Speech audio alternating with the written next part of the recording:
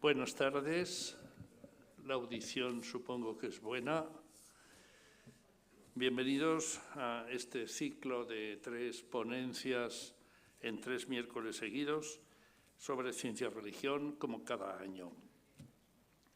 El título de este año, ¿Hacia dónde va la tecnociencia?, en buena parte podría llamarse un título ingenuo, porque ¿quién lo sabe? Esto es más una reflexión. Por otra parte, la ingenuidad del título está también en el hastío, hartazgo social sobre este tema y otros similares, porque todos los medios de comunicación social nos están bombardeando continuamente con inteligencia artificial, metaverso, robótica, etcétera, etcétera, etcétera, hasta el punto de que probablemente bastantes de nosotros desconectamos, sea la publicidad, sea la conferencia, sea la cadena de televisión que nos está diciendo eso, porque digo, ya me basta, ya, más no.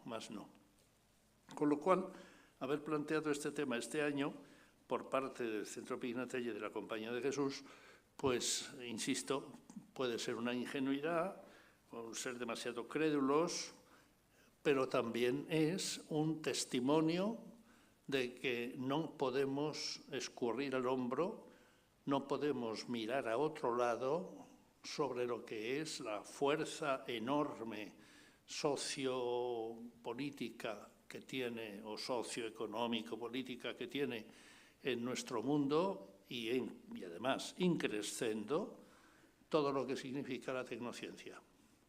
Por no hablar de la enorme credibilidad que tiene. Sabéis perfectamente que la credibilidad de las afirmaciones científicas, aunque sean de medio pelo y se hagan casi de soslayo, tiene muchísima más credibilidad que afirmaciones de otros ámbitos, empezando por la política, siguiendo por la Iglesia, etc. La credibilidad es máxima. Con lo cual, no podemos ignorar aquello ni decir que, bueno, esto ya nos lo sabemos. No nos lo sabemos. Hoy tiene la generosidad de venir con nosotros Miguel Menéndez, catedrático de Ingeniería Química en la Universidad de Zaragoza, investigador también en el Instituto de Investigación en Ingeniería de Aragón. En su haber tiene más de 170 artículos en revistas científicas. Ha participado en numerosos proyectos de investigación con financiación pública, tanto regional como nacional e internacional, y también privada.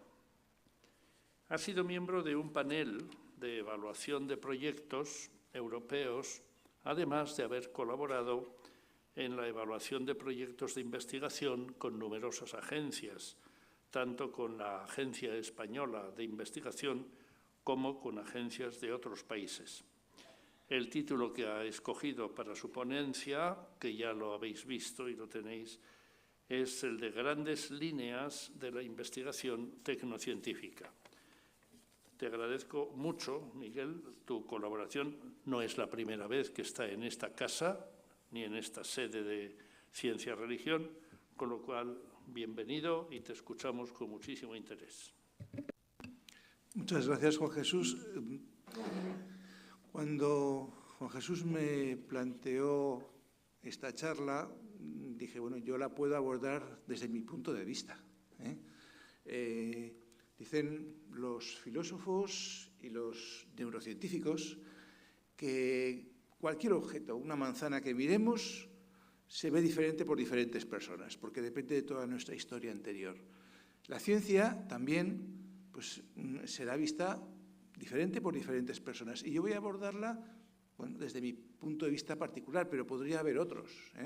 Alguien podría decir, bueno, pues abordemos la ciencia como aquello que responde a las grandes preguntas, ¿no? El de dónde venimos, a dónde vamos, dónde estamos y qué somos. Casi preguntas filosóficas, pero es que la ciencia también aborda estas preguntas. Y si miramos en las revistas de divulgación científica, Pues encontramos con que justamente las áreas de conocimiento más relacionadas con estas grandes preguntas que decíamos antes son las que más aparecen, en las revistas de divulgación científica o incluso en las revistas generalistas de tipo científico, Science, Nature, pues también hay predominancia de temas relacionados con estas preguntas. Temas como la antropología, como la paleontología, de dónde venimos, cómo ha sido la evolución, cómo hemos llegado a ser lo que somos ahora. Temas como la prospectiva, hacia dónde va el futuro. Temas como el universo que nos rodea, dónde estamos. Y, por supuesto, también temas que nos afectan pues, a la biología, a la bioquímica, tienen muchísimo peso en todas esas revistas. Otros, por ejemplo, pues el Chemical Abstract Service, el servicio de resúmenes de revistas, pues ha sacado una lista recientemente de los temas de más impacto del año 2023. Y esos temas, ¿cuáles son? Pues coinciden en parte con lo que acabamos de ver y en parte no. Por ejemplo, el primero que aparece pues es el telescopio James Webb. Todos sabemos que abre una nueva era de exploración espacial, de ver más allá de lo que veíamos antes, ver mucho más lejos y con mucho más detalle que lo que se podía anteriormente, conocer el universo. La segunda tiene que ver con algo nuevo, con la inteligencia artificial y con los aminoácidos, es ser capaces de predecir la estructura de aminoácidos, cosa que antes costaba muchísimo trabajo hecha por los hombres y ahora los ordenadores en un tiempo rapidísimo han encontrado muchísimas estructuras, lo cual nos ayudará a entender mejor el funcionamiento de la biología. También desarrollos en biología sintética, en sintetizar cosas utilizando microorganismos. La metabolómica, estudiar los metabolitos, pero no ya del cuerpo humano, sino de una sola célula. Esto cambia un poco. Producir fertilizantes mediante catalizadores más sostenibles. Producir fertilizantes es la clave para que nuestra sociedad pueda subsistir. Sin ellos no podríamos tener alimento para todos, ¿verdad? Y pues este descubrimiento ha mostrado que se pueden utilizar catalizadores que no utilizan metales nobles, lo cual es un avance importante. Esto ya no estaba en las líneas anteriores. Medicina basada en ARN, por ejemplo, pues las vacunas de COVID. Avances en regeneración de extremidades, estamos todavía empezando, pero puede ser muy prometedor. Y, para terminar, el que la fusión haya sido capaz de generar más energía de la necesaria para ponerla en marcha, lo cual también es un paso importante de cara a encontrar una fuente de energía pues, prácticamente ilimitada, que de momento pues, todavía está lejos. Otra asociación científica, la American Chemical Society, pues también ha sacado su lista, ¿no? ¿Cuáles han sido los 5? Y en parte coincide, por ejemplo, el tema de uso de inteligencia artificial para la estructura de las proteínas, pero por otra parte, pues por ejemplo, las nuevas medicinas para COVID, esto no estaba en la lista anterior, encontrar nuevas medidas para el mundo que desafían las bases de la física tal y como estaba planteada hasta ese momento. El uso de CRISPR en medicina, que es absolutamente nuevo y puede cambiar la forma de abordar las enfermedades genéticas. Y, finalmente, la extracción de ADN humano, no ya de restos de seres humanos, sino de sedimentos, es decir, de sitios donde han vivido seres humanos, se puede llegar a extraer ADN y saber pues, qué perfil genético tenían esos antecesores que vivían en ese territorio, aunque no tengamos restos fósiles suyos. Estos son los 5 retos que propone la ACS. Yo voy a abordar el tema desde un punto de vista que yo conozco más o menos bien, que es desde la planificación que realiza la Unión Europea. La Unión Europea planifica mediante lo que llaman programas marco, los programas marco de investigación. Este es mi punto de vista y me parece un punto de vista interesante, por varios motivos, porque realmente nos dice dónde está poniendo el dinero la sociedad para que trabajemos los científicos. Los científicos trabajaremos donde nos digan que tenemos que trabajar, donde nos den dinero para trabajar, porque sin dinero, en la mayor parte de las áreas de conocimiento no podemos investigar. Es así de sencillo. Necesitamos aparatos, necesitamos reactivos, necesitamos pagar a los colaboradores, entonces necesitamos dinero para funcionar. Entonces, si nos dicen trabaja en esto, pues iremos por ese camino. Y es la sociedad la que nos lo dice. La sociedad, en este caso la Unión Europea, podría haber cogido el caso español, no hubiera sido muy diferente. Pero me gusta el caso de la Unión Europea porque tiene pues algunos matices interesantes y por el impacto, por el tamaño que tiene también. Todo esto, que conste, sale de una discusión donde intervienen pues, los políticos, o sea, nuestros representantes elegidos democráticamente en el Parlamento Europeo, intervienen los gobiernos nacionales, interviene la Comisión Europea, interviene toda la sociedad, porque toda la sociedad, sociedades científicas, entidades profesionales pueden decir, señores de la Unión Europea, queremos que ustedes cambien esto en la forma de organizar el siguiente programa marco. Luego harán más o menos caso según quien se lo diga, pero en principio reciben aportaciones de toda la sociedad. Bien, pues entonces vamos a ver cómo se estructura este programa marco. Como digo, es un programa, pues va de 2021 a 2027 y es un programa que está estructurado en 3 grandes bloques, lo que llaman pilares. No tiene nada que ver con el pilar de Zaragoza, sino que son los bloques en los que se ha organizado este programa marco de investigación. El primer bloque es lo que llaman ciencia excelente, es decir, queremos que ustedes hagan una ciencia de calidad y ya está. El segundo, que casi sería la respuesta hacia dónde va la tecnociencia, hacia dónde marca la Unión Europea que se quiere ir, son los retos de la sociedad, hacia dónde nos dice la Unión Europea que tenemos que trabajar para solucionar determinados retos, y también para mejorar la competitividad industrial. ¿Por qué la Unión Europea pone dinero? Pues pone dinero porque piensa que mejorando la investigación científica nuestras empresas serán más competitivas y eso creará puestos de trabajo. Eso es uno de los argumentos importantes de peso para que la Unión Europea ponga nuestro dinero, porque recordemos que la Unión Europea no imprime el dinero de la nada, es el dinero que hemos pagado con nuestros impuestos, pone nuestro dinero en unos temas determinados. Y el tercero es el bloque de innovación. Voy a explicar con detalle cada bloque. Hay un bloque que no voy a explicar con detalle, que es esto de aquí, las acciones transversales, que tienen que ver con cosas que no son estrictamente proyectos de investigación. Ampliar el espacio de investigación europeo, difundir la ciencia. Eso suena un poco abstracto, ¿verdad? Difundir la ciencia. Bueno, pues voy a poner 3 ejemplos de cosas que se hacen en estas líneas transversales. Probablemente muchos habrán oído hablar de la Noche de los Investigadores. Muchos centros de investigación, por ejemplo la Universidad de Zaragoza, realiza en una determinada noche, que es común en toda Europa, acciones donde los investigadores presentan lo que están haciendo a la sociedad, a todos los que quieran ir a verlo. Eso es una acción de difusión de la ciencia hacia la sociedad, para que la sociedad no piense que los investigadores son unos señores encerrados en una torre de marfil que se dedican a jugar con sus batas blancas mirando por un microscopio sin importarles nada de lo que pasa por el mundo, sino que sea algo más cercano. Eso es lo que se pretende en esta acción. También se pretende crear más Europa en el ámbito de la investigación. Por ejemplo, la Universidad de Zaragoza está en una alianza de universidades internacional que se llama UNITA, eran 6, ahora son 12, pues, que tienen en común pues, en general pues, lenguas latinas y que parte del territorio está en la montaña. Pero la idea es integrar entre muchas universidades europeas aspectos de docencia y de investigación.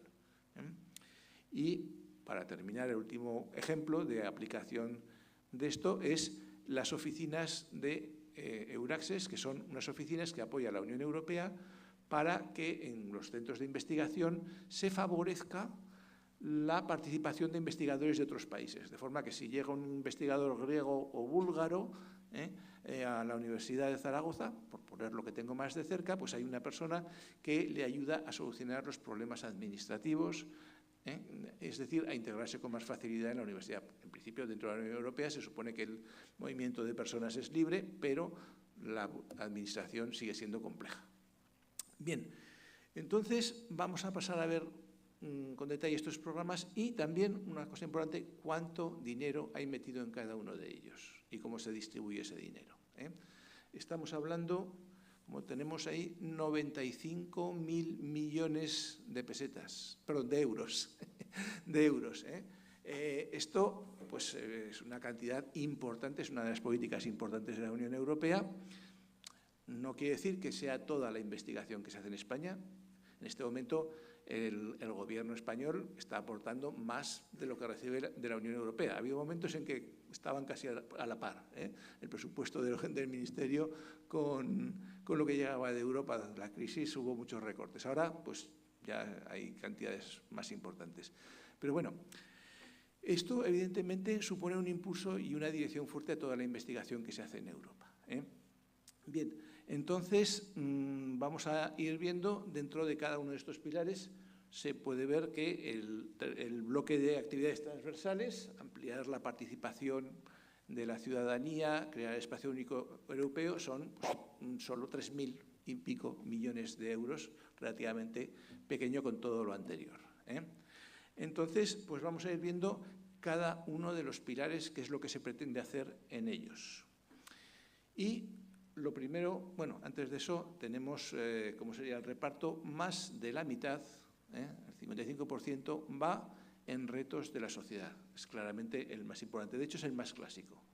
Inicialmente prácticamente los programas marco eran proyectos de este tipo, ahora se han incluido otras cosas.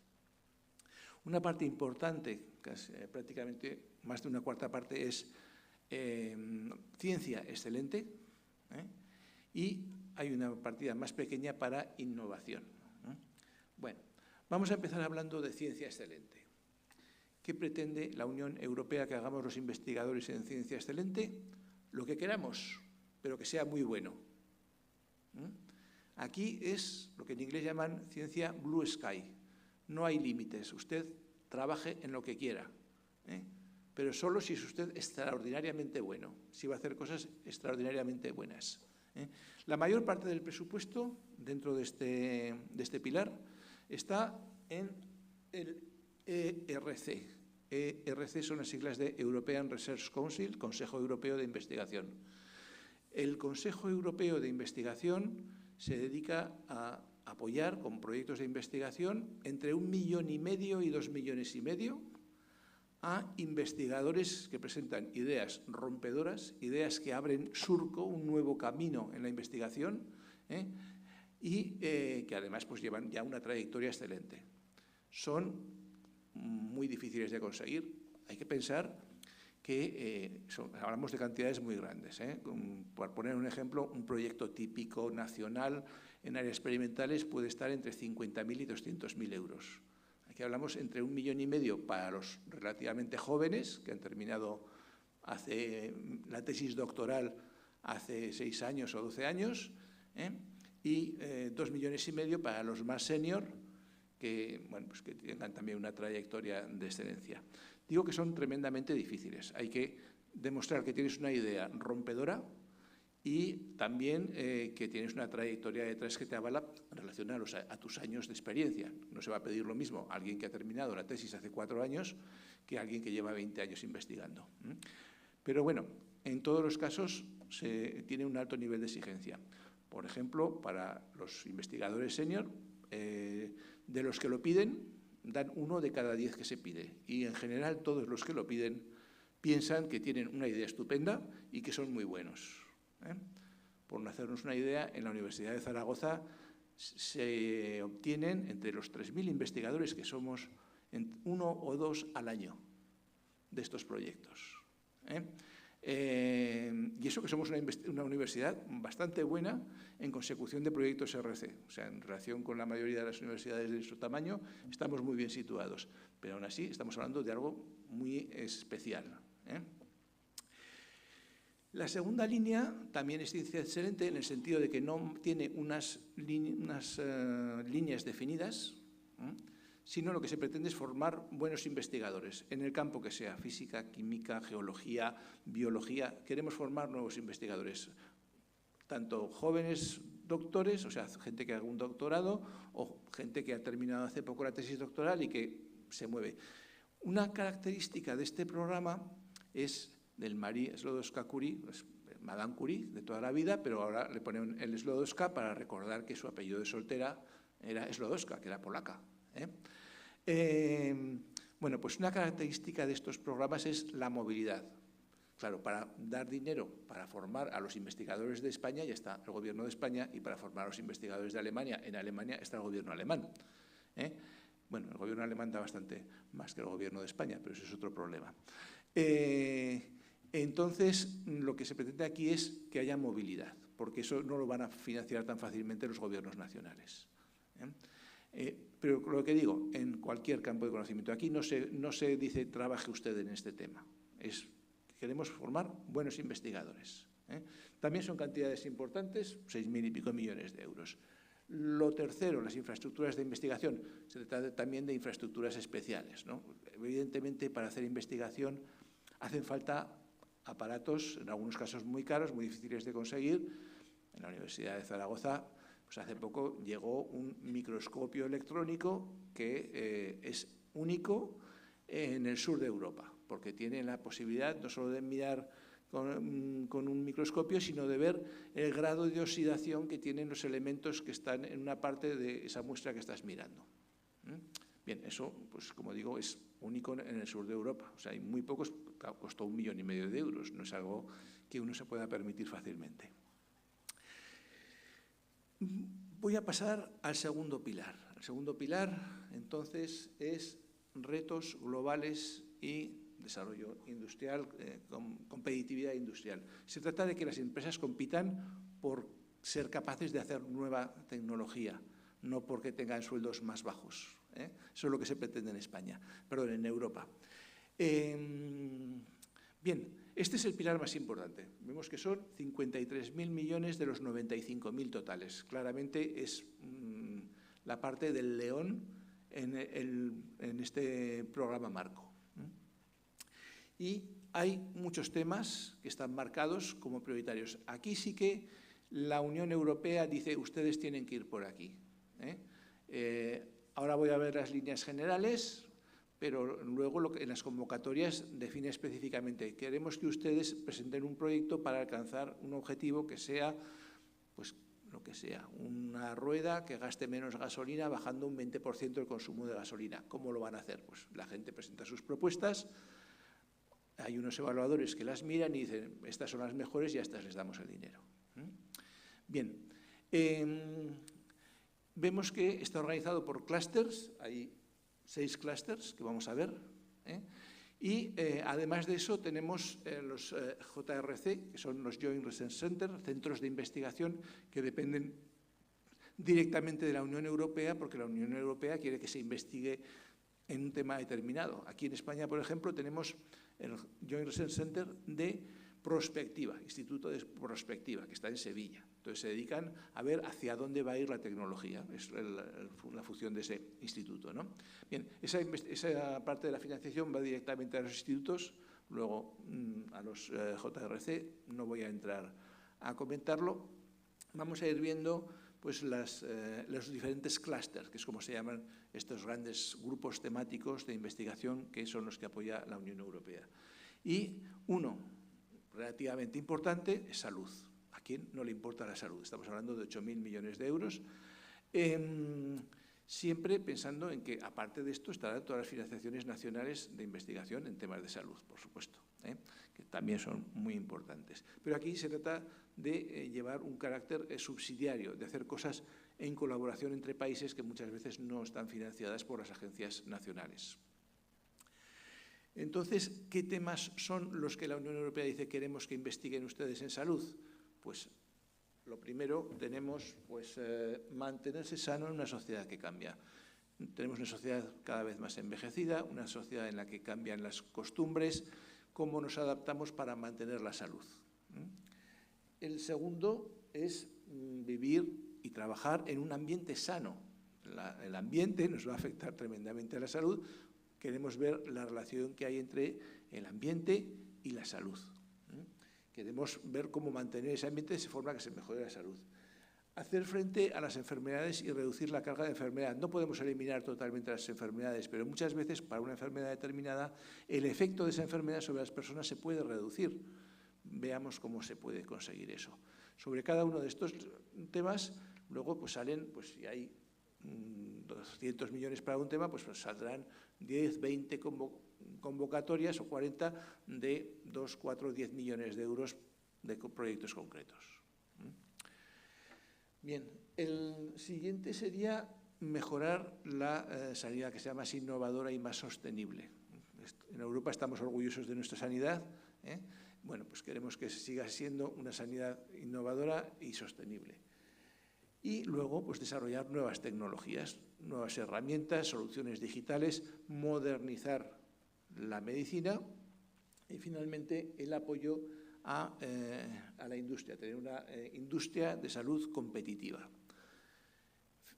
En muchas ocasiones estas cosas se hacen en colaboración con grupos de industrias, de forma que las planificaciones son colaborativas, son colaboraciones público-privadas entre empresas y asociaciones de empresas y la Unión Europea, porque así se piensa que se será más eficaz.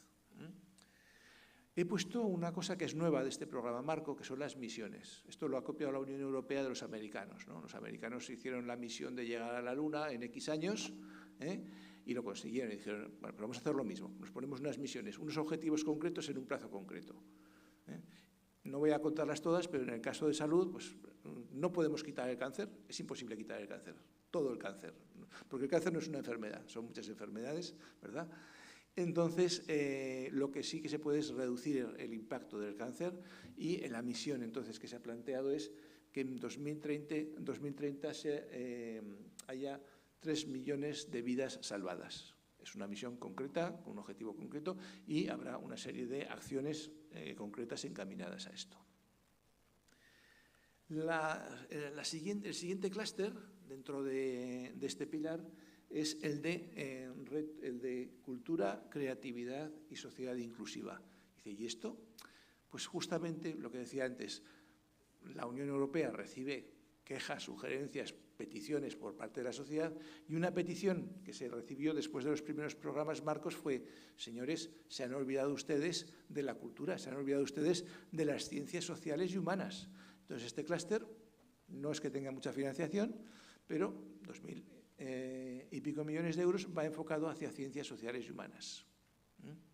En particular, también pueden participar gentes de otras áreas de conocimiento, evidentemente, pero los temas pues, son más adecuados, ¿no? Pues fortalecer los valores democráticos, ¿no? Una cosa básica de la Unión Europea, el imperio de la ley, los derechos fundamentales, creemos que esos son valores de la Unión Europea. Salvaguardar el patrimonio cultural. Tenemos en Europa un patrimonio cultural enorme, pues bueno, pues queremos tratar de cuidarlo lo mejor posible y aquí sí que hay oportunidades de colaboración entre países y desarrollo. Es una técnica que se puede tratar de aplicar en otros sitios. Y fomentar pues, transformaciones que hagan una sociedad más inclusiva. Queremos que todo el mundo pueda sentirse integrado en la sociedad. Esto sería el tercer clúster. El cuarto es el de seguridad, por supuesto, todos queremos estar seguros. No es mucho dinero, pero es un tema importante. Quiero resaltar una cosa, no es esto todo el presupuesto de la Unión Europea en seguridad. Esto es el presupuesto dentro del programa marco de investigación, desarrollo e innovación que se dedica a seguridad. Bueno, pues ¿qué incluye la seguridad? Bueno, pues lo primero, la seguridad ante desastres, o sea, si inundaciones, riesgos naturales, por ejemplo, cómo tener una sociedad más resiliente ante esto. La seguridad también de fronteras, la protección de infraestructuras, la lucha contra el terrorismo, por supuesto, y la ciberseguridad. Ahora estamos todos preocupados por si me van a hackear el móvil, el teléfono o la cuenta corriente. Bueno, pues hay que desarrollar herramientas para reducir el impacto de esos riesgos sobre la seguridad de las personas, ¿no? Todo esto, como digo, es para investigación. Luego existen líneas de trabajo en la Unión Europea relacionadas con ciberseguridad, y institutos para ello.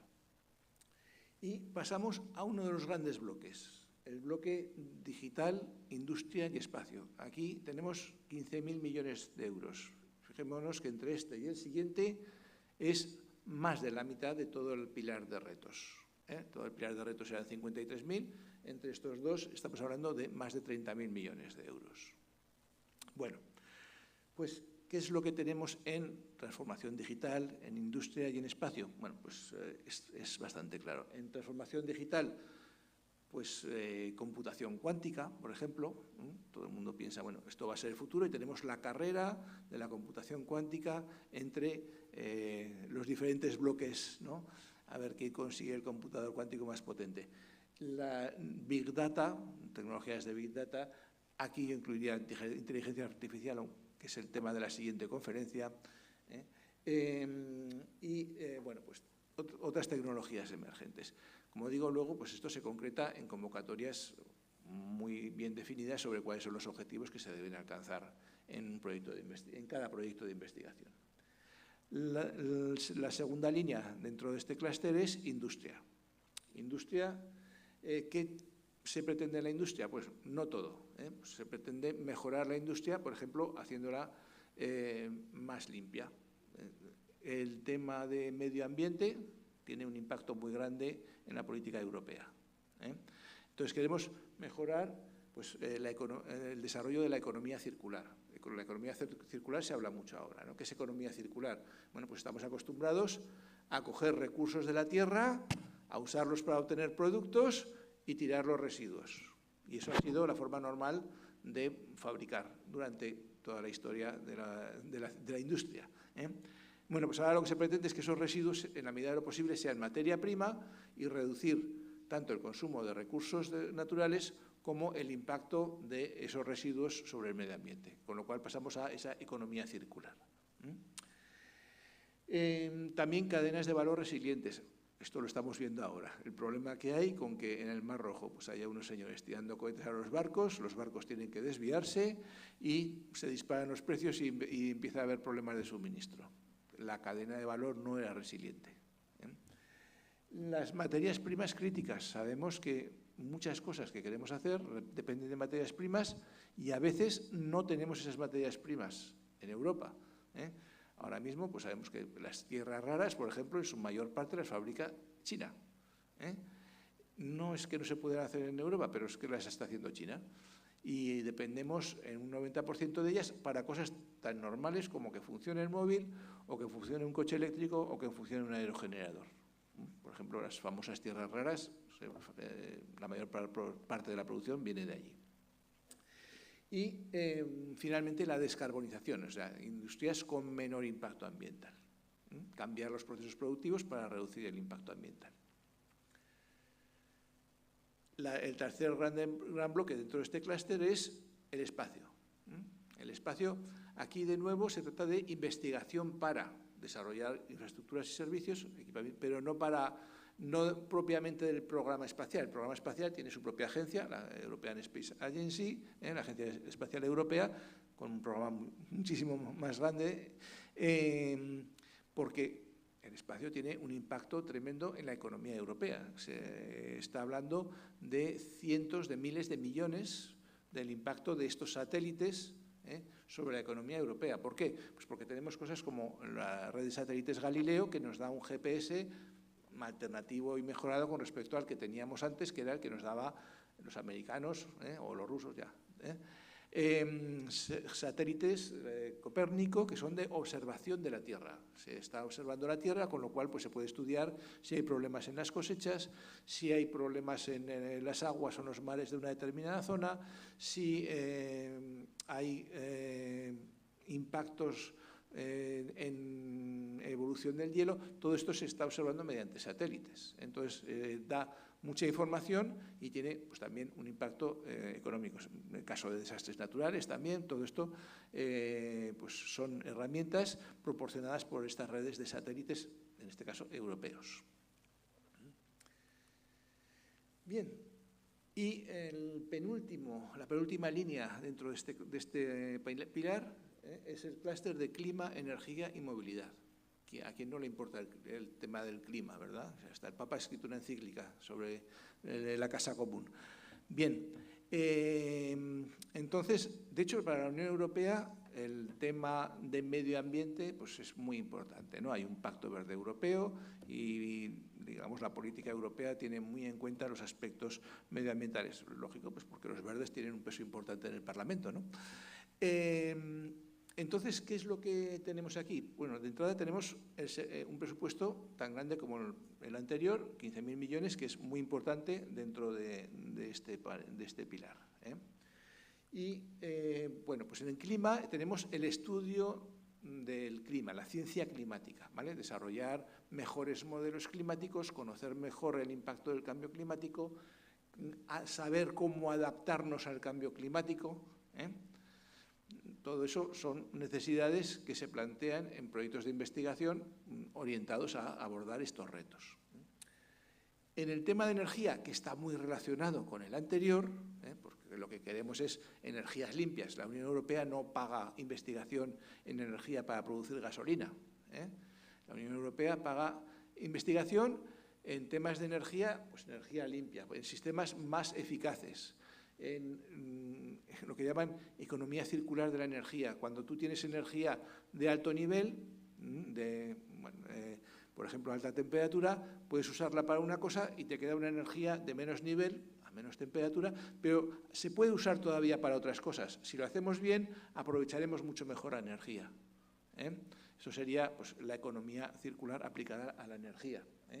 Y, por supuesto, el desarrollo de combustibles limpios. Aquí estoy yo justamente tratando de desarrollar combustibles a partir de energías renovables. No lo hago con proyectos europeos, lo hago con proyectos nacionales, pero bueno, la idea es el hidrógeno, por ejemplo, sería un combustible líquido, perdón, un combustible que podría ser neutro ambientalmente si se produce a partir de energía renovable, a partir de electricidad. Y también podría haber combustibles líquidos producidos a partir de ese hidrógeno, que serían combustibles que serían neutros. Por supuesto, también tenemos combustibles a partir de aceites usados, que ya están en el mercado. Todo esto, no estoy hablando del biodiesel, no estoy hablando de usar la comida para producir combustibles, que eso no lo queremos, no lo quiere la Unión Europea. Estamos hablando de aprovechar residuos o aprovechar energías renovables. Y finalmente la movilidad, que tiene que ver con lo anterior. Si tenemos un transporte más inteligente, pues podremos reducir el consumo de energía. Si desarrollamos mejores métodos de almacenamiento, por ejemplo, si desarrollamos baterías más eficaces, será más fácil hacer una transición de vehículos movidos con combustibles fósiles a vehículos movidos por electricidad. Ahora mismo, pues, los vehículos movidos por electricidad tienen bastantes limitaciones, ¿no? Se van bajando, pero todavía hay problemas de coste y problemas de distancia que se puede recorrer, de tiempo de carga, etc. Bien. Movilidad inteligente pues también es reducir el consumo de energía. Si yo puedo hacer un transporte con menor consumo de energía, pues eso que tenemos ahorrado. Dentro de esto pues tenemos otra misión que me ha parecido interesante comentar. Misión 100 ciudades energéticamente neutras. Ha habido 100 ciudades que se han presentado a una convocatoria con el compromiso de llegar a ser energéticamente neutras en 2030. De forma que, bueno, recibirán ayudas europeas, también tendrán que poner de su parte para que esas ciudades sean energéticamente neutras. Si se demuestra que eso es posible, pues a lo mejor hay más que se animan. Esa es la idea. Bueno. Y ya el último clúster dentro de este pilar es alimentación, bioeconomía, recursos naturales, agricultura, está también todo más o menos relacionado, y medio ambiente. Aquí ya no hablamos solo de cambio climático, sino de conocimiento del medio ambiente. Realmente la agricultura siempre ha sido una parte fundamental de la Unión Europea. La seguridad alimentaria, asegurarse de que si hay un problema, en Europa no iba a faltar comida. Eso es bastante importante. Y, bueno, y apoyar a los agricultores. Entonces, ¿aquí qué es lo que tenemos? Pues tenemos observación del medio ambiente, tenemos estudio de la biodiversidad, desarrollo de la agricultura, sistemas alimentarios, sistemas más sanos de salud, por ejemplo, estudio de los mares, de los océanos. Realmente está todo relacionado. Los mares y océanos tienen que ver con la alimentación, pero también es medio ambiente, Y sistemas biobasados, producir usando sistemas biológicos, más todavía de lo que ya tenemos, y sistemas circulares, ya lo he comentado antes, ahora ya no hablamos solo de industria, sino de, por ejemplo, de agricultura circular. Podemos usar los residuos de la agricultura, por ejemplo, para producir combustible que a su vez sirve para mover un tractor, por ejemplo. O lo que se está intentando hacer con los purines, que dejen de ser un problema para convertirse en una fuente de energía. Si se consigue, pues será estupendo para la agricultura aragonesa. Bien, con esto, los JRC ya los he comentado. Ahora paso al tercer pilar. El tercer pilar es innovación. ¿Qué es innovación? Cuando se habla de investigación, de ciencia, ahora se añade otra I, se habla de I más D más I. Investigación, desarrollo e innovación. Es decir, llevar esos desarrollos, ese conocimiento, a la producción de las empresas. En Europa y en España tenemos un problema. Tenemos lo que se llama la paradoja europea, y que en España todavía también se da, y todavía más. Y es que no somos malos haciendo investigación, publicamos en revistas buenas, publicamos tantos artículos como los americanos, más que los japoneses, pero luego llega la hora de patentar, la hora de llevar las cosas a las empresas y nos sacan ventaja. Entonces, y no digamos ya ahora los chinos que están, arrasando en todo. Entonces, pues bueno, lo que la Unión Europea pretende es que haya una innovación, o sea, que no nos quedemos solamente en la investigación y el desarrollo, sino que se pase a las empresas esos desarrollos, porque así se conseguirá pues, lo que estamos buscando, ¿no? ¿Qué es lo que tenemos aquí? Pues tenemos lo primero, una cosa que es como una copia, esto es nuevo, ha salido en este programa marco, no estaba en el anterior, que es el European Innovation Council, que es una copia del European Research Council, o sea, el Consejo Europeo de Innovación. Y lo que pretende es justamente facilitar proyectos muy innovadores en empresas. Y aquí, pues creo que tengo fácil dar un ejemplo. Aquí abajo veis el logo de Abora. Abora es una empresa de Zaragoza. Una empresa de Zaragoza que fabrica los paneles solares más eficientes del mundo. Tienen una eficacia energética 3 o 4 veces mayor que cualquier otro panel solar. Lo que hacen es que no solo producen energía fotovoltaica, energía eléctrica a partir de la luz del sol, sino que también producen agua caliente. Entonces, la eficacia aumenta mucho, porque además esa refrigeración del panel con el agua aumenta la eficacia del panel produciendo electricidad. Todos son ventajas, ¿no? Esto es una idea nueva, la desarrolló un profesor de la Universidad de Zaragoza, creó una empresa. Bueno, pues esta empresa ha recibido 2 millones de euros del Consejo Europeo de Investigación para ampliar su negocio. ¿Por qué? Pues porque este consejo ha visto que este panel, que esta idea, que esta empresa estaba innovando en algo que era muy interesante, y por eso lo ha apoyado. Es la forma que tiene el Consejo Europeo de Investigación de apoyar la innovación. ¿De acuerdo? Como esta, pues habrá cientos de empresas en toda Europa, pero esta me ha parecido interesante porque la tenemos muy cerca. Quiero resaltar una cosa, no es unos señores que se llaman Consejo Europeo de Investigación los que dan el dinero. Este me gusta, este no me gusta. Esto se hace siempre igual que los proyectos de investigación en España, igual que los proyectos de investigación de otros paneles, por evaluadores externos. Es decir, los investigadores, en este caso las empresas, presentan proyectos, eso se manda a gente que conoce del tema, que en este caso pues, que tendrá experiencia empresarial, que tendrá experiencia en la tecnología que sea, que dice esto es una buena idea, es una buena tecnología, está bien desplanteado, hay viabilidad económica, y juntando los informes de los evaluadores se decide, bueno, pues estos son los que tienen muy buenos informes y por lo tanto a estos les vamos a dar la financiación. Las otras dos líneas dentro de este panel, bueno, la de ecosistemas de conocimiento es más pequeñita, como se ve por la financiación. Aquí no dan dinero para hacer cosas. Lo que hacen es juntar a gente, empresas, asociaciones, centros de investigación, para que intercambien conocimientos sobre un tema y que eso favorezca la innovación. ¿Vale? Eso es barato. Pagar viajes y cosas de estas es relativamente barato, ¿no? Por eso no hace falta mucho dinero. Y luego tenemos el Instituto Europeo de Innovación, que lo que hace es apoyar a los innovadores, darles formación, darles apoyo, ayudarles a conseguir financiación. Es un poquito diferente de lo que he comentado antes. Es más de apoyo hacia la innovación que decir, aquí tiene usted dinero para el proyecto super guay que ha presentado.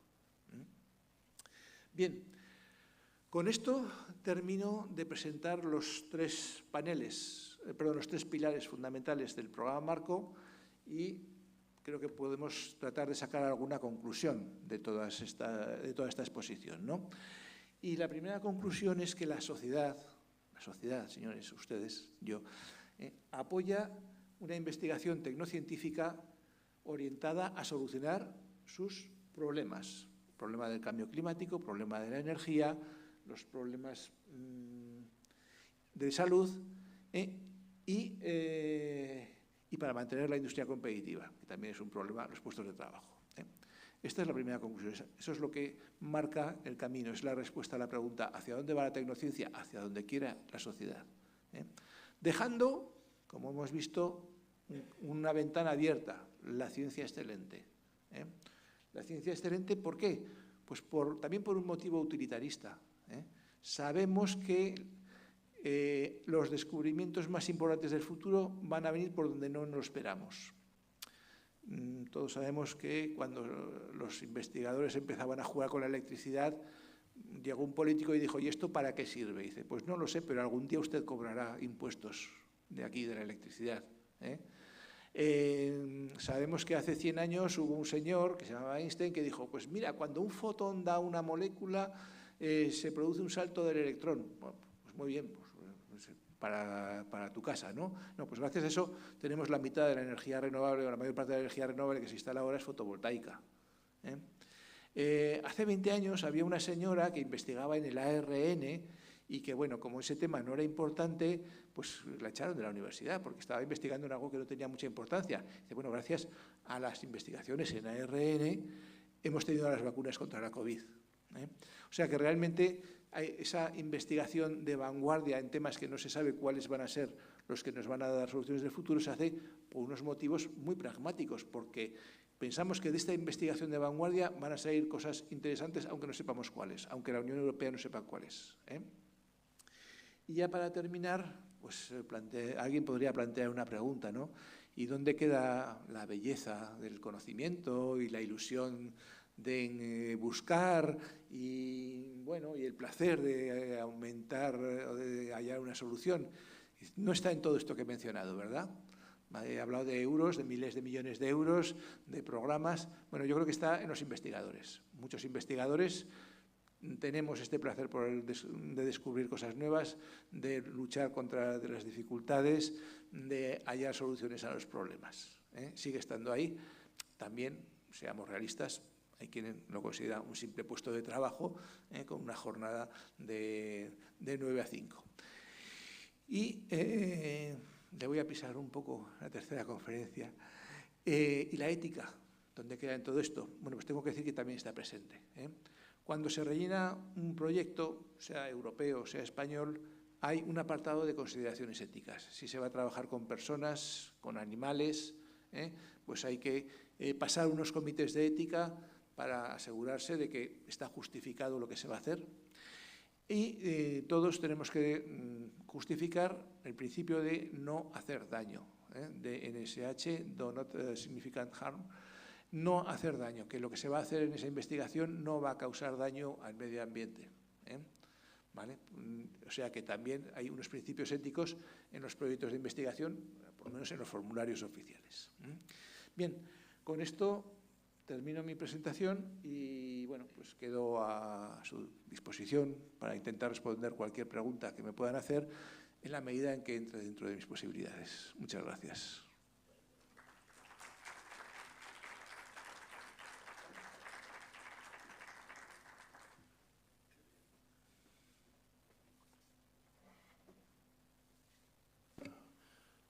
nos has abierto realmente una ventana hacia un mundo que, en mi caso, y supongo que en algunos de ustedes, es bastante desconocido y que además es importantísimo. Es el momento, todavía tenemos un ratito, para plantear cuestiones por parte del público y seguimos el procedimiento habitual de levantar la mano y esperemos que el micrófono, yo sepa, parece que sí, ya está. Bueno, pues no. Entonces, sí, pero no, pero entonces es cuando se apaga.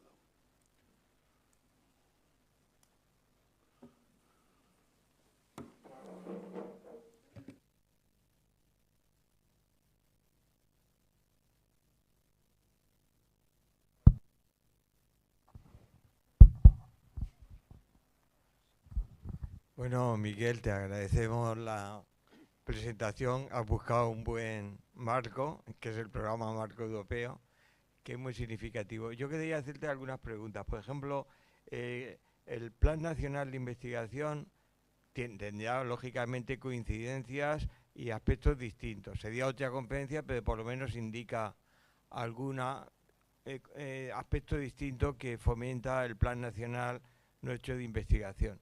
Te digo las preguntas y así acabo antes y es más rápido. La otra cuestión tiene que ver con la evaluación. No la evaluación inicial, sino la posterior. ¿Cómo está funcionando el tema? Porque, claro, lo importante es que esos resultados que se van obteniendo los conozcan la comunidad científica y vaya aumentando, que supongo que es uno de los objetivos que lo has dicho, la colaboración. Lo que no se sabe no se puede colaborar entre grupos de países distintos, pues para lograr una masa crítica que en países como Estados Unidos la tienen ya de por sí, pero que en Europa es muy importante. Tú has puesto el ejemplo de UNITAD y tal, esas colaboraciones entre grupos de investigación que pueden surgir si se conocen los resultados. Por eso te digo cómo está funcionando la evaluación y la difusión posterior de los resultados. Y el tercer tema es nuestro querido amigo el dióxido de carbono, que lo has tocado un poco de pasada. Efectivamente, la mejor solución es que se reduzca e incluso se desaparezca el uso de combustibles fósiles, ¿no? Pero bueno, ¿cómo va el tema dentro ya de la ingeniería química, de meterle mano al CO2, de reducir la cantidad que hay en la atmósfera, esos catalizadores que gustan tanto a los ingenieros químicos? ¿Cómo va el tema del CO2, de poder también ir reduciendo el que ya hay, que ya parece que es excesivo? Esas son las 3 preguntas que te quería hacer. Muchísimas gracias por las preguntas. Respecto al Plan Nacional, tiene muchas similitudes con el programa Marco, en el fondo porque el Gobierno de España quiere que los investigadores españoles nos alineemos con el programa Marco para conseguir que seamos más competitivos en Europa, porque si trabajamos en las cosas que Europa quiere que se trabaje, será más fácil que consigamos dinero y el Gobierno quiere que ese dinero que tiene Europa, que en un 10% más o menos viene de España, pues vuelva a España. Y eso hace que el Plan Nacional, pues, en muchos temas, esté muy alineado con el programa Marco. No tiene, claro, cosas como los ERC, ¿no? O sea, en España no existen proyectos gigantes de millones de euros en el Plan Nacional de Investigación, que yo sepa. Hay alguna cosa, pero son para grandes asociaciones de grupos de investigación, no para un proyecto determinado. Entonces eso es diferente, o sea, no existe eso en España. Y respecto a la difusión y la evaluación, son 2 cosas. Bueno, la difusión, en general, como tú sabes, los investigadores tratamos de difundir nuestros resultados. De hecho, se nos evalúa por eso, ¿no? A veces pecamos. Hay gente que presenta 10 artículos en 4 días. Oiga, ¿usted cómo ha escrito eso? No sé ya, no solo si los ha escrito, los ha podido leer, de verdad. Pero bueno, son casos atípicos. En general, pues la gente trata de ser honrada y publicar sus resultados. Y de hecho, si quieres seguir trabajando, te van a mirar lo que has hecho antes. O sea, si tú quieres obtener dinero para investigación, lo que te van a mirar es no solo la idea que presentas, sino si antes has obtenido resultados, y tus resultados van a ser tus publicaciones. O sea que el que no tenga publicaciones, pues van a decir, bueno, este no le damos dinero porque no obtiene resultados, ¿eh? Eso es la forma de funcionar del sistema científico. Y finalmente el tema del CO2. Bueno, aquí hay varias aproximaciones, ¿eh? Están la línea de vamos a coger ese CO2 y vamos a quitarlo, ¿eh?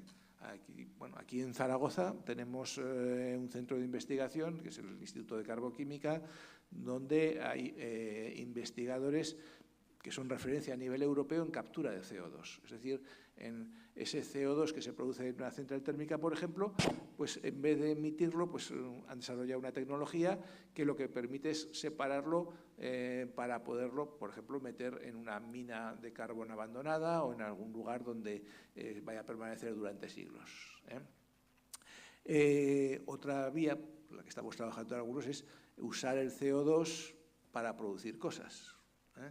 Entonces, bueno, pues si produces gasolina a partir de CO2, pues ya no se emite el CO2 de la gasolina, ¿eh?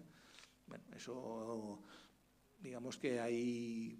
Bueno, el Repsol, por ejemplo, acaba de montar una planta en piloto en Bilbao para producir gasolina a partir de CO2 e hidrógeno electrolítico, ¿no?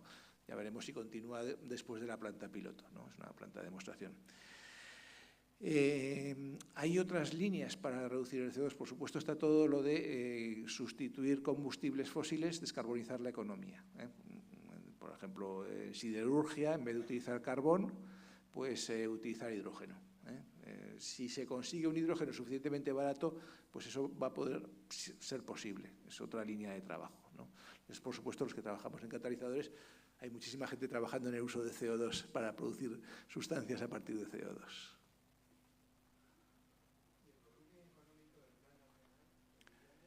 Pues la última cifra que tengo es para este año que estamos, el presupuesto del Ministerio de Investigación eran 4.000 millones. Está muy bien. Bueno, de esos 4.000, 2.000 y pico venían de fondos europeos, o sea que en realidad son 2.000 y pico, ¿eh?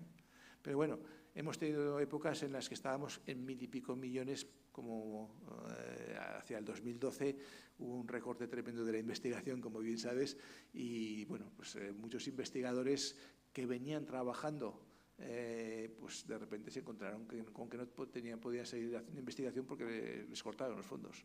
Ahora pues se está recuperando, ¿eh? Hemos vuelto a niveles pues incluso mejores que los que teníamos hacia 2008 o 2007, que era cuando estábamos en el máximo.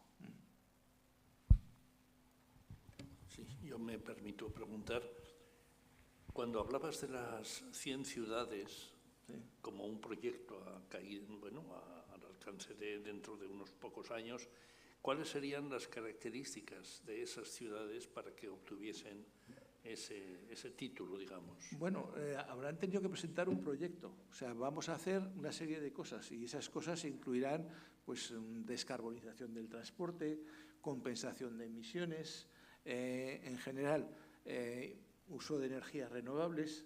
Todas esas cosas son las que van a conseguir esa reducción de emisiones, ¿eh? Entonces, cada ciudad habrá presentado un plan diciendo yo creo que puedo llegar a conseguir esto en 2030 con esta ayuda económica, porque habrá una ayuda para cada ciudad. Las ciudades tienen que cofinanciar, o sea, mucha de la investigación es cofinanciada. En este caso, estos desarrollos van a estar cofinanciados también, ¿no? O sea, no es tome usted 100 millones y deje de emitir CO2, no. Yo me comprometo a hacer algo, pero voy a colaborar, poniendo de mi bolsillo para conseguirlo. Y realmente, ¿qué se puede hacer para que una ciudad no emita CO2? Pues eso, descarbonizar el transporte, electrificarlo en gran medida, pasar a energías renovables para todos los consumos dependientes del ayuntamiento. Claro, la gente que vive allí, pues a lo mejor usa un coche de gasolina, ¿no? Pero ese es el tipo de acciones que se puede hacer desde una ciudad para descarbonizar la ciudad. ¿Esto iría ligado al incremento de uso de placas fotovoltaicas en esas ciudades? Sí, las energías renovables implican instalar placas fotovoltaicas y eólicas esencialmente, sí. Esencialmente, claro, más bien fotovoltaicas, porque las eólicas están más restringidas. pero también puede ser eficacia energética. O sea, seguro que si hacemos un análisis de eficacia energética se puede reducir significativamente los consumos energéticos aprovechando mejor la energía.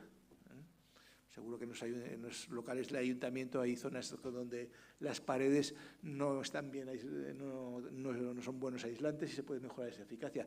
Ese tipo de estudios también se pueden hacer para mejorar la eficacia energética.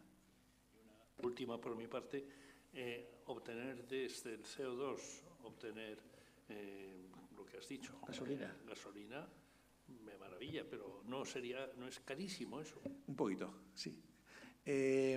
Vamos a ver, es un poco caro. Sí. En este momento es más caro esa gasolina que la gasolina obtenida a partir de petróleo. Un poco. O sea, bueno, puede ser que a lo mejor haya gente dispuesta a pagar un plus, entre otras cosas porque muchas empresas están valorando sus emisiones de CO2, porque tienen que pagar por las emisiones de CO2. Si su transporte reduce emisiones de CO2, pues ahí tienen un sitio para reducir las emisiones de CO2 en el transporte que estén usando, ¿no? Y luego hay una tendencia. Las placas fotovoltaicas cada vez son más baratas. Luego el hidrógeno que se obtenga a partir de esa energía fotovoltaica, de esa energía solar, cada vez va a ser más barato. Si ese hidrógeno va bajando de precio, pues, y los electrolizadores también llevan una tendencia continua desde hace bastantes años de ir bajando de precio conforme se desarrolla tecnología para hacer electrolizadores más económicos y más grandes y más potentes. O sea, es economía de escala. Y todo eso hace pensar que va a ir bajando el precio también de la gasolina. Y hay cosas que se pueden obtener a partir de hidrógeno renovable que en algunos momentos han sido más baratas que a partir de combustibles fósiles. O sea, no hace mucho vi un estudio diciendo aquí tenemos las curvas de coste de amoníaco en particular, y ha habido momentos en que el amoníaco obtenido a partir de energías renovables llegaba a ser competitivo con el amoníaco obtenido a partir de gas natural. También hemos tenido un periodo donde el gas natural estaba disparado de precio. Pero es que los precios de los combustibles fósiles van a tener que subir, porque cada vez habrá menos. Es otro factor.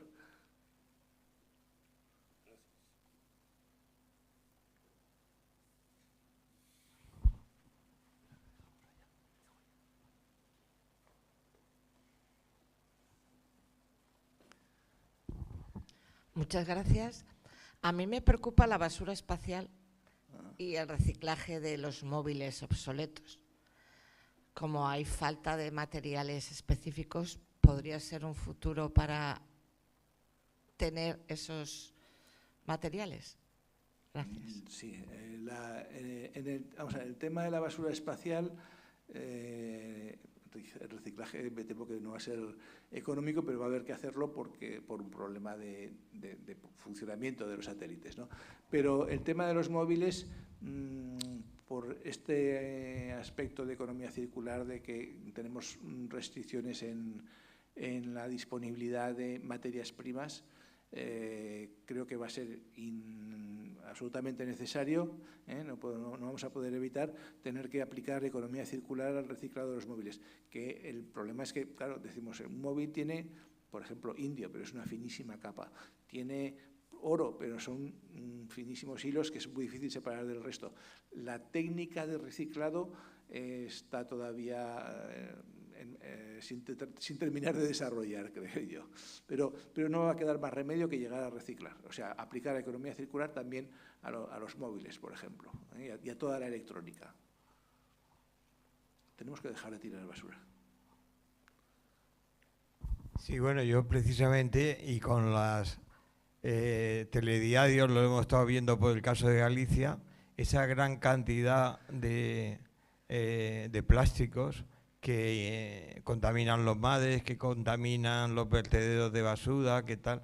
El tema ese, en la amplia lista que has ido comentando, no sé si aparecía también cara al medio ambiente, pero bueno, ¿cómo está el asunto de hincar el diente al tema de los plásticos? El tema de los plásticos. Bueno, hay bastante gente trabajando en aplicar economía circular a los plásticos. Entonces, bueno, pues, cada vez es más viable recuperar los plásticos usados para volver a utilizarlos como materia prima. Hay varias opciones tecnológicas, desde cogerlo y hacerlo trocitos y luego fundirlo y tener plástico nuevo, que eso significa haber limpiado muy bien el plástico, hasta bueno, pues meterlo en una planta química y obtener la sustancia química de base, el monómero, para luego hacer el polímero. Entre esos dos extremos, bueno, y el otro extremo, que es quemarlo, ¿no? Que no me parece tan terrible. Si se hace con cuidado, puede ser una forma. En el fondo, un plástico es un petróleo convertido en sólido, ¿no? Así que podría ser en algunos casos una opción. La última, la menos deseable. Hay otro, el tema de los plásticos, lo que ocurre es que habría que ir a los grandes emisores de plásticos al océano en este momento, que resulta que son los pobres. Los pobres de las ciudades asiáticas y africanas, que tiran sus basuras a los ríos y esos ríos lo llevan al mar. O sea, la basura, en mi opinión, en Europa, bueno, a veces se nos escapa un contenedor lleno de plásticos, ¿no? Pero en general no la tiramos al Ebro. La llevamos a un contenedor amarillo o, en el peor de los casos, al cubo de la basura. Pero la mayor parte del plástico que está llegando ahora al mar viene por los ríos de países asiáticos y africanos. Antes se ha tirado muchísima basura. Todos recordamos que había épocas en las que en países desarrollados se cogía la basura, se metía en un barco, el barco se metía unas cuantas millas en el mar y volcaba la basura y volvía a puerto, porque total en el mar se puede tirar de todo. Pero ahora creo que eso ya no se está haciendo. Pero lo que sí que hay son, pues, gente que no tiene posibilidades de tratar la basura adecuadamente. Lo que hace es tirarla donde puede, va al río y el río va al mar. Y la mayor parte del plástico, eso sí que está comprobado, viene de esos ríos de África y de Asia, donde la gente pues simplemente tira la basura donde puede. Hombre, a lo mejor si les empezamos a pagar por dejar el cacharrito de plástico, pues se recupera ese plástico y entonces ya no tenemos esa basura.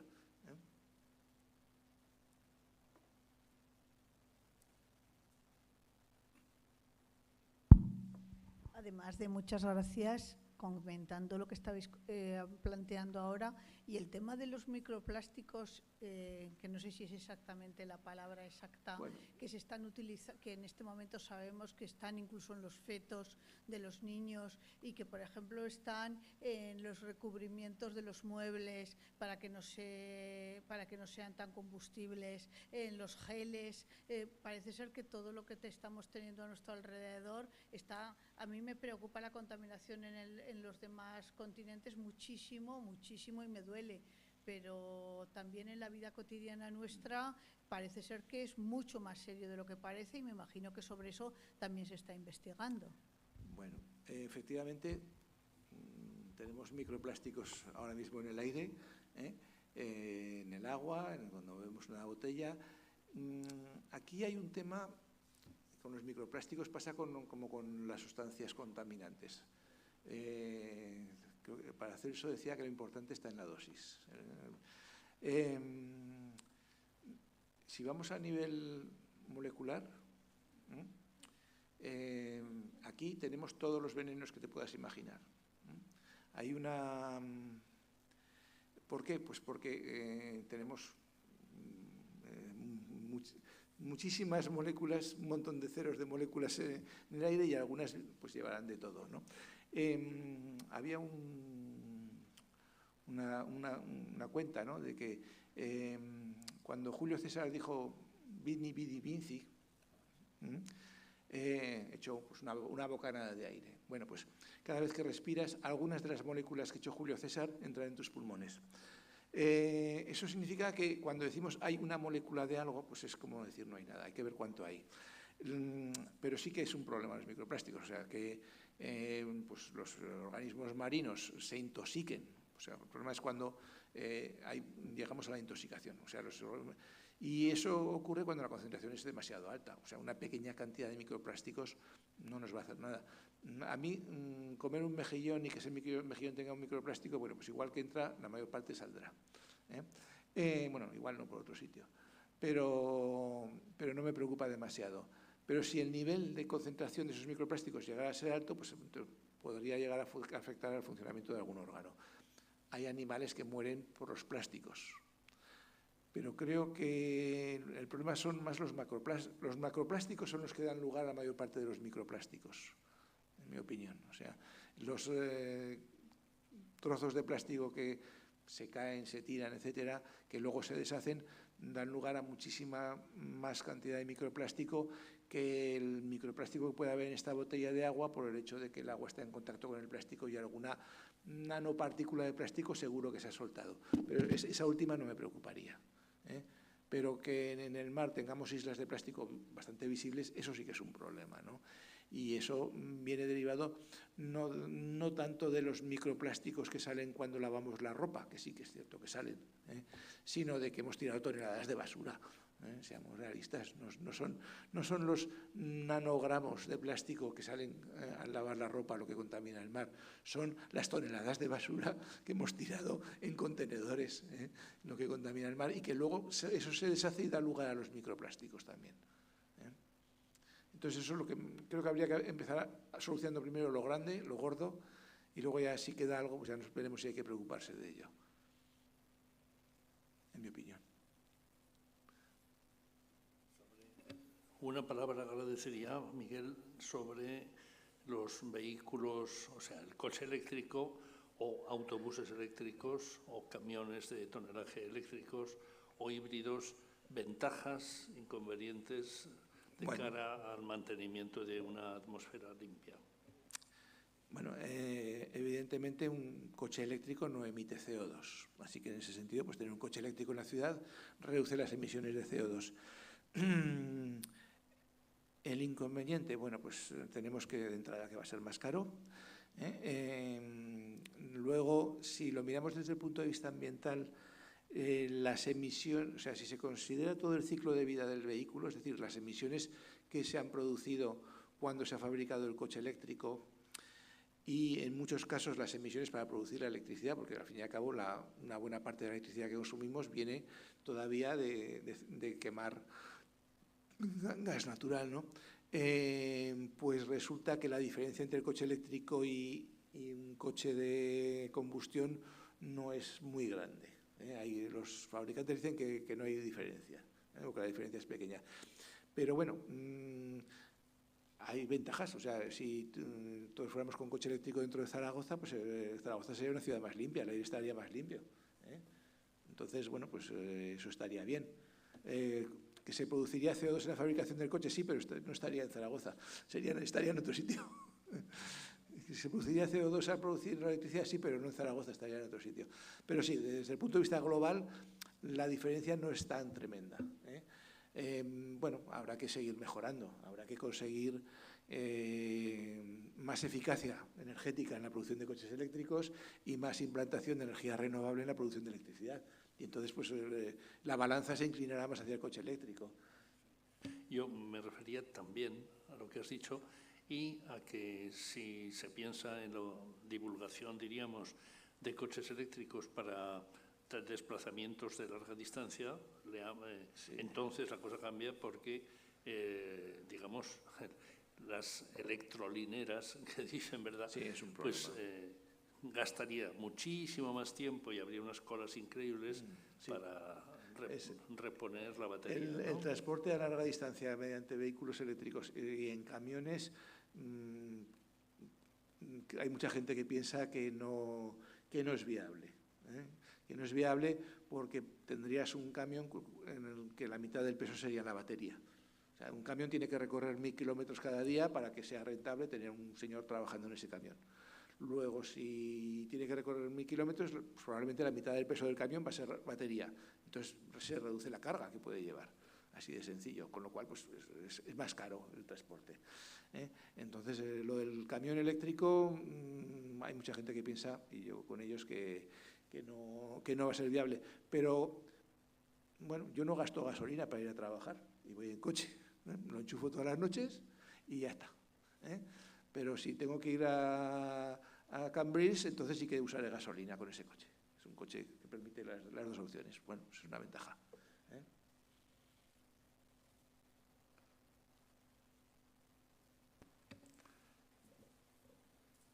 Y una última pregunta que no sé si tiene que ser para hoy o para el próximo Día de la Ética. Pero cuando hablas todo el rato de eficiencia energética, eficiencia, en ningún momento nos planteamos un modelo de consumo diferente y un modelo de transporte diferente, porque la mayoría de los análisis que hacemos en lo que has presentado, cuando se habla de salud, probablemente un apartado de los que son tecnológicos, etcétera, luego tiene unas repercusiones en la salud de los trabajadores, etcétera, ¿no? Las condiciones en las que yo veo cómo trabajan muchos de los repartidores que en el centro de la ciudad están en este momento trabajando, me cuestiono la repercusión que está teniendo en la seguridad social, por ejemplo, a medio plazo. Bueno, has comentado un tema, se escapa de lo que sería la política europea, que es reducir nuestro consumo. O sea, pues, si somos más austeros, si reducimos nuestro consumo, si en vez de decir me voy a ir de vacaciones a Cancún, pues decimos me voy de vacaciones a Jaca, que también es un sitio estupendo, pues en vez de gastar pues cientos de litros de combustible para llegar a Cancún, pues gastaremos unas decenas de litros para llegar a Jaca. Entonces eso será una reducción del consumo. Eso no entra en la política europea, entra en la ética personal de cada uno, ¿no? Pero está claro que si tratamos de ser austeros, pues reduciremos nuestro impacto ambiental. Eso no entra en I+D, entra en ética personal, es decir, yo me aguanto con mi móvil hasta que se caiga el móvil o hasta que no pueda utilizarlo porque ya las aplicaciones no funcionan, en vez de me cambio de móvil todos los años porque fardo muchísimo más. No, pues tratemos de aguantar el móvil todo lo que se pueda. Hombre, incluso pues, ya funcionar hoy en día sin móvil, eso ya me parece demasiado pedir.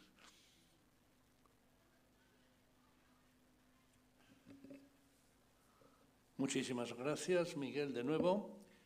Estáis todos invitados y las personas que conozcáis que seguramente habrían disfrutado en esta conferencia para el miércoles próximo sobre el tema de la inteligencia artificial. Gracias a todos.